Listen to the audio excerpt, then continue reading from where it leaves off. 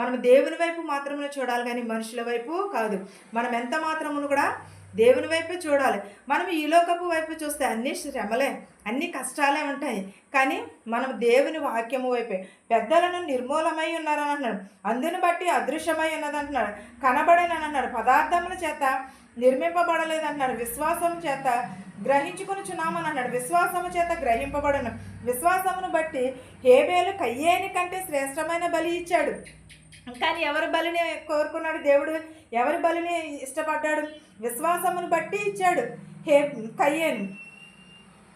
కయ్యేను విశ్వాసమును బట్టి ఇచ్చాడు. శ్రేష్టమైన దేవునికి బలి అర్పించాను.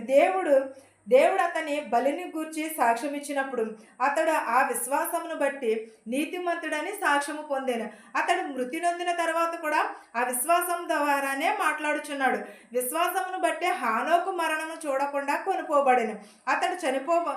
అతడు కొనుపోబడినప్పుడు దేవునికి ఇష్టుడై సాక్ష్యము పొందాను. కాగా దేవుడు అతనిని కొనిపోవును గనుక అతడు కనబడలేదు. ఎందుకు? విశ్వాసమును బట్టి, దేవుని నిరీక్షణను బట్టి అర్పణలు అర్పించాడు. కానీ శ్రేష్టమైన అర్పణలు అర్పించాడు. కానీ నమ్మకమైన అర్పణలను అర్పించాడు. కానీ బలిని కోరలేదు, ఏది కూడా కోరలేదు. శ్రేష్టమైన అర్పణనే అడిగాడు. కానీ మనమైతే ఏం చేస్తున్నాము? దేవునికి ఏదో ఒకటిగా మనము బలిగానే అడుగుచున్నాము. కానీ నిరీక్షణ కలిగి మనం అడుగుచున్నామా? మన హృదయం ఎప్పుడైనా సరే పరిశీలన చేసుకుంటున్నామా? దేవుని వాక్యంలో మనం ఎలా ఉంటున్నాము? మనం దేవునికి అర్పించే వాటిలో మనము మనస్ఫూర్తిగా అర్పిస్తున్నామా, లేకపోతే విశ్వాసంతో ఇస్తున్నామా, లేకపోతే ఎలా ఇస్తున్నామా అనేది ఒక్కసారి మన హృదయాన్ని మనం పరిశీలన చేసుకున్నామా? ఒకసారి ఆలోచించండి ప్రియ సహోదరులారా.